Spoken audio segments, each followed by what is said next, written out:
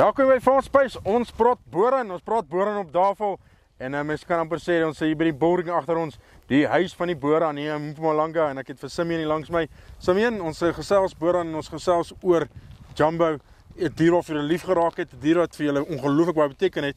En as jy kyk na die billetjies wat hier langs staan, is dit 'n dier wat nog baie in julle kudde gaan beteken, al verkoop julle hom op hierdie veiling. Absolutely, Dennis. This is our pride and joy at the moment. Jumbo, he's our principal herd sire, has been for many years. We used him extensively in our herd as much as possible, and if you look how he breeds, it's very clear to understand why. You know, a phenotypical bull with such presence like he is, never mind his genetic value, out of probably one of the best cows I think the breed worldwide's ever known, Jasmine. Khan, his sire, super famous, stamping his authority everywhere. And then you look at what he's doing, Jumbo, look at how he's breeding, and look at these calves behind us here, and these are his bull calves. Now, for me, what's exceptional is a bull who can breed bulls. You know, we find many bulls that breed fantastic heifers, the best, but to find the odd son out of those bulls is really not so easy. But when you find a bull that's consistently producing as he is, then you know that this is something genuinely special. I spoke to one of a cattleman the other day. He's been in the industry for years, and he said to me, man, you can look at a bull very young and know that's going to be a stud bull just by looking at it when it's young. And if you look at these heads standing next to us or behind us, there's definitely a few stud animals walking amongst us here. Yeah, absolutely, Dennis. I mean, and this is just one generation and a select few that we've pulled out. I mean, we've got obviously oldest calves of his and younger, but yes, absolutely. And you know, this is the art of being a stud breeder. One must try and progress and improve your product all the time, and see the progeny that are here at foot. Certainly gives hope for the future. You know, one doesn't know what Jumbo's going to, what he's going to sell for, where he's going to land up, but I mean, his semen is certainly safe and secure in a flask, but certainly the potential that's coming out of this crop of youngsters behind us. I mean, there's 8 quality young bulls behind us here, and who knows, one of them will probably be even better than their father. I mean, that's really the idea, right? That's what you should be doing. Yeah, I mean, we saw it last year with Ronaldo and Rolex. I mean, Rolex himself was a stud authority, then came Ronaldo, who I think bettered his father. So who knows, as I say, one of these behind you might be the next better, newer Jumbo for years to come. Just before we move away from Jumbo, but it's not just bulls that he produces. There's some good proof walking just behind us here, what he can do in terms of females that he can breed. 100%. So on the sale, there's also one of his daughters, Dolores, we named her, an exceptional heifer. I think the best Jumbo calf, female that we've produced to date, out of rare Kenyan genetics on the dam side. So she's outstanding. And yeah, he's breeding it. He's breeding them both ways, consistently. And I think, you know, the breed advisor, Christopher, I think he's the first one to say that to the Independent. He's seen these progeny, he's inspected these progeny year after year, and as they come through, one just handful and picks them, can put them in their own kraal afterwards without even knowing their paperwork and genetics, and you'll see that that's the Jumbo kraal. And they really are head and shoulders above what we are consistently producing. Obviously the odd showstopper comes out, but consistently, this is the man who's doing it. The rest of your auction bulls, they don't stand back. Yeah, they might not be a Jumbo, but there's great bulls, and I don't say that in terms of a marketing perspective. This is probably the best you've ever sold. You should actually be worried that you might not have enough buyers for the amount of good bulls, because they should all go to stud, and or at least 80% should go to stud and work in a stud environment, because they're that good. Yeah, thank you. It's a huge compliment. You get to see a lot of cattle year round, so that's a ginormous compliment. Tennis, but isn't that like what our production auction has become? People come to our production auction, they want quality bulls, they want stud sires. You know, the prices in the past shows that people are prepared to pay for them as well.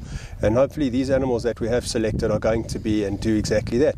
But absolutely, look, Jumbo for me is the flagship animal, in my opinion, no doubt, from the bulls' perspective. The females have their own category. But yes, Jackson is a proven herd sire as well on the sale, outstanding bull. We've got Picasso sons for the first time that we're selling, 2 phenomenal bulls. We've got our best Samburu son ever, his name's Maverick, fantastic. A Polled Hublot son, who's exceptional. Not many polled Hublot sons that I've seen in my generation, but he's outstanding. And then we can carry on going through them. Jameson. Oh yeah, the Jameson son. He's outstanding. Out of Wasabi. We've actually got a daughter of Wasabi on the same sale, but you know, Wasabi BR464 was a tremendous cow. Did awesome. She's also the mother of QT0801, who was a tremendous stud sire in Wesselmeyer's QT herd. So that's an established line that has proven itself to breed bulls time and time again. But all of the bulls on that sale are exceptional, and that's what our sales become known for. Certainly the production sale. But if we look at the summer sale that we have later on in the year, and 2021 as a barometer to compare against, you know, people said to us that the bulls on that sale were better than the bulls on our production sale last year. So as long as we're going in the right direction and the compliments keep coming through, then as stud farmers we are gratified and rewarded. I look at you do have a lot of lines to choose from. You do mix and match and make sure that you try to stay in the middle, but you do pick that one that's got an extra length. There's some animals, I think 141, 18141, exceptional length on her. Exceptional. That's and there's something for everyone. Someone wants that a little extra length that's going to give them the extra meat, especially if they've got not only got stud but they've got commercial as well. They're going to look for that. And then you've got your shorter, stockier sort of bulls that needs to work on a different female at the end of the day. So is that how you put it together in terms of your auction? Yeah, absolutely. Also to look at the genetic balance of the animals, the phenotype of the animals, the conditions of where these animals are going to go to, and the adaptability there onwards, which is another credit to what we have produced here. And also, you know, these animals, as I said many times, these are our ambassadors and they must move on to other places and adapt well. But as the saying goes, there's more variety within a breed than between breeds, and it is clear.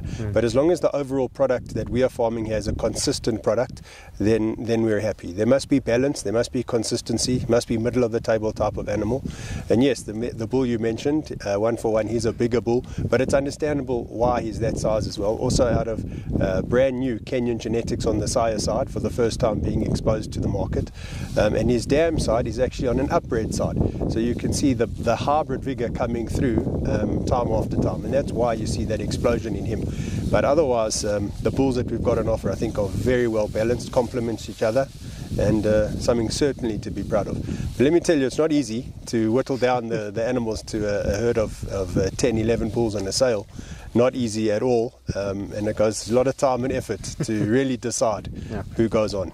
And luckily you've got another sale to sell the rest of the best bulls. Simeon, thank you very much for having us. It's been great, but we're not done yet. After this we're going to talk about how you get to manage such as. Talk to you next time. Thanks, Dennis.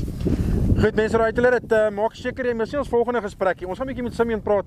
Is dit moontlik om so groot kudde oor die tweede, amper dink as jy al die kalfies in sit, is dit seker oor die 2000. Hoe bestuur jy dit? Hoe maak jy seker die regte koei, die regte bul opeindig en hy hierdie lyne op 'n van die dag, die boran hier net op Howard Farming nie, maar in die hele bedryf vorentoe vat. Sien jou volgende keer. Totsiens.